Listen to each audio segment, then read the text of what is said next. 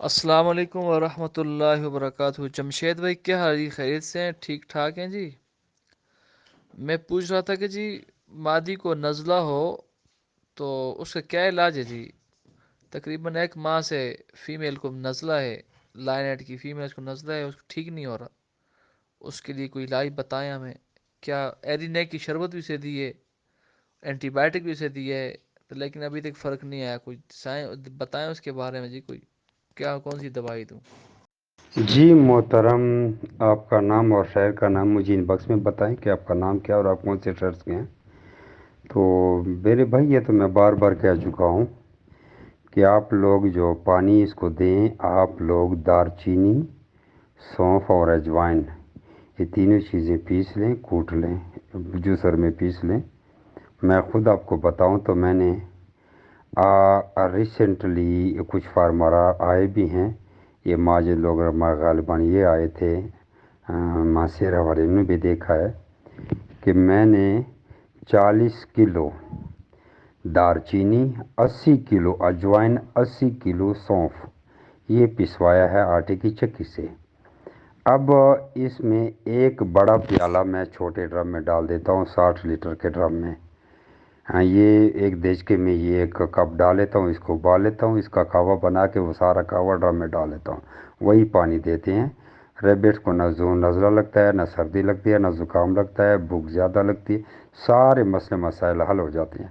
آپ دار چینی، سونف اور اجوائن یہ الگ الگ یوٹیوب پہ دیکھ لیں کہ یہ کیا کام کرتے ہیں، تو آپ کی بہتر رہنمائی ہو جائے گی۔ باقی حسیب بھائی کا سوال بھی اسی میں دے دیتا ہوں۔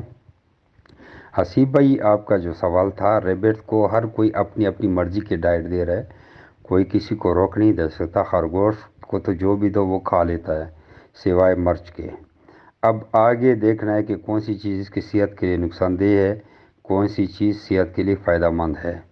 تو کوئی لوگ NARC کی فیڈ دے رہے ہیں، کوئی لوگ کیا دے رہے ہیں، کچھ کیا دے رہے ہیں، آپ کچھ بھی دے سکتے ہیں۔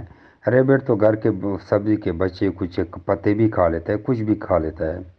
ویسے ہم جو خود میں اپنی بات کروں تو میں بھی خوراکیں چینج کرتا رہتا ہوں، لیکن خوراک چینج کرنے کے ساتھ پیچس لگنے کا خدشہ ہوتا ہے کہ خوراک پہ ریبٹ کو رکھنا ہوتا ہے، اس کو پھر ہینڈل کے لیے احتیاطی تدابیر بھی کرنے پڑتے ہیں۔ اب میں اپنی بات بتاؤں تو میرے پاس بوریاں بھری ہوتی ہیں مختلف خوراکوں کی۔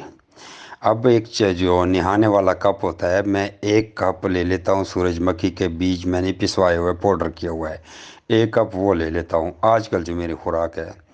2 کپ مکئی لے لیتا ہوں، وہ بھی پسوائی ہوئی ہے۔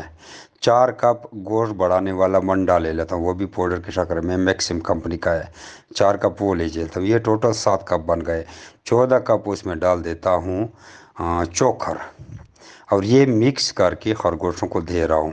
میں سبز چارہ نہیں دے سکتا، جو سبز چارہ دے سکتے ہیں وہ بھی یہی چیز دے سکتے ہیں، لیکن وہ پھر چوکھر ایڈ نہ کریں۔ میں چوکھر کو فائبر کی کمی پوری کرنے کے لیے دے رہا ہوں۔ پانی جو میں دے رہا ہوں وہ جو پہلے بھائی کو میں بتا چکا ہوں، میں وہی پانی دے رہا ہوں۔